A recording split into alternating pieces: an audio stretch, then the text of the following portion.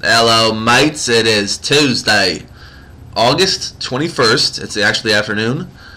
Don't really make too many videos in the afternoon, I guess. I usually make them in the middle of the night, well, at least lately.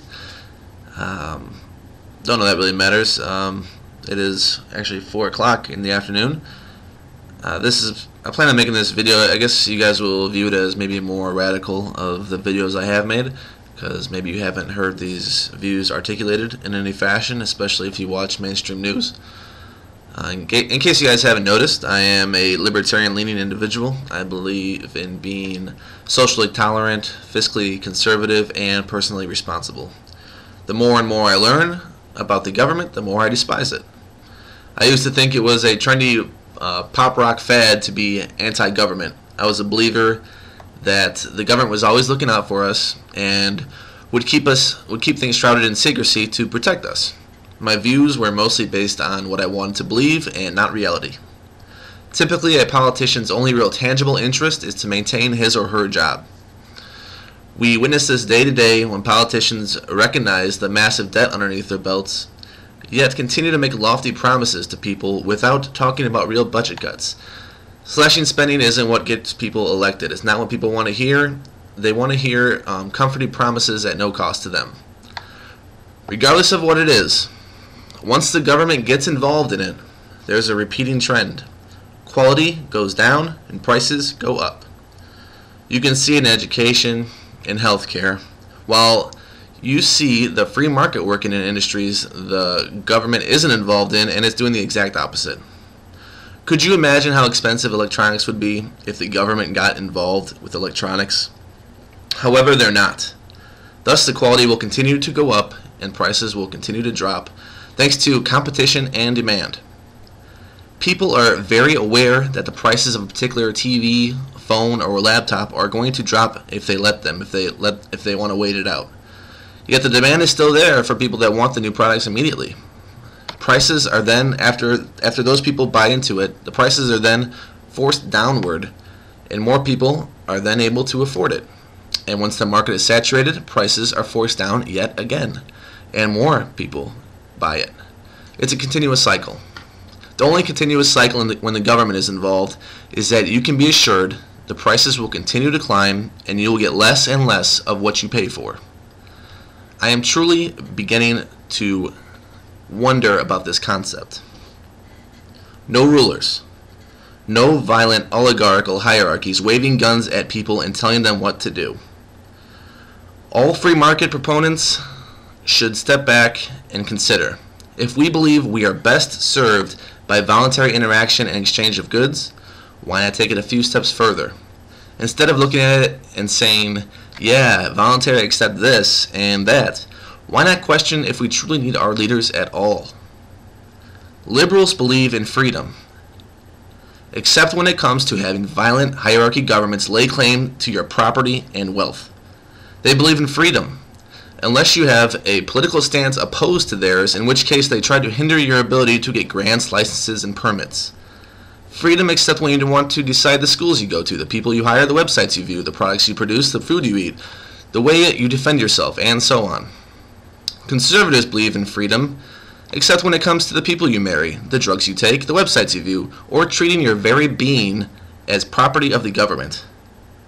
How else can you believe it to be illegal to execute your free will? Here's a thought.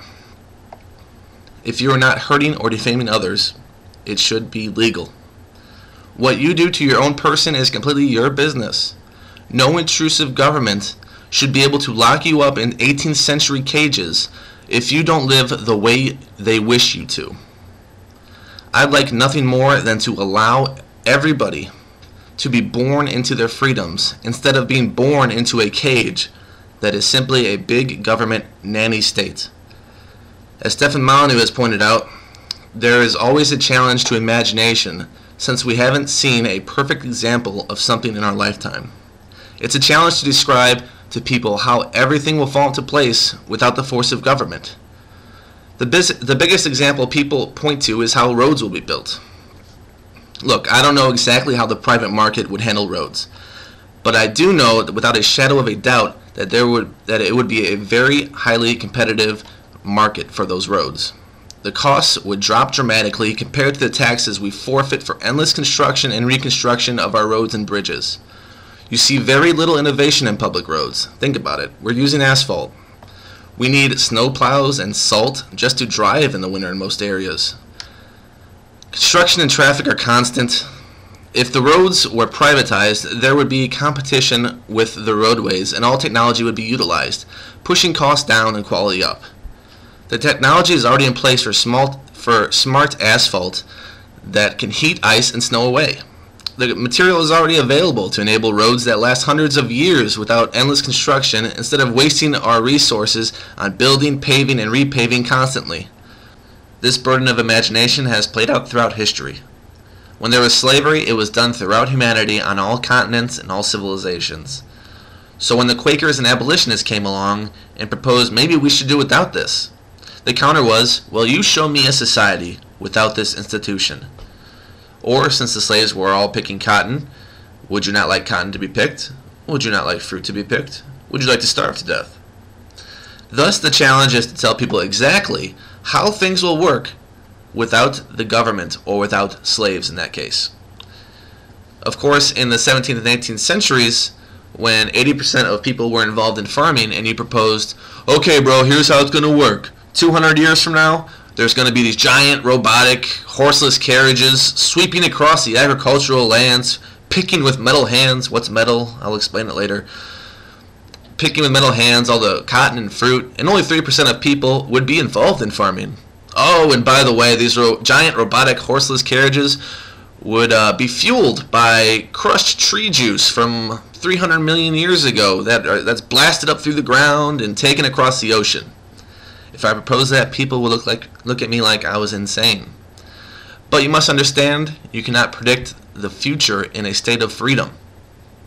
That's why you have to make decisions based on principle. We the people are slaves in many ways.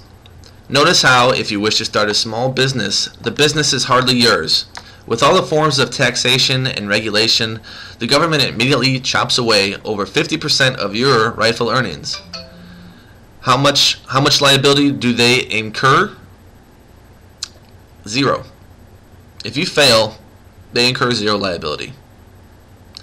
So if you're successful, they take away over 50% of your earnings. Your success leads to more money for the government. And they swallow zero pending, I should add, pending you're massive enough for them to legitimize saving your company based on the taxes they're able to steal away from you. If you're not one of those rare corporations, then the government swallows over 50% of you and zero liability if you fail. This is not capitalism. This is actually in line with views espoused by fascism. While we may be born into this cage, I don't believe civilization will tolerate bodies of government like this forever. All we can do is help educate people into seeing the cage they are born into. Because to see the cage is to leave it.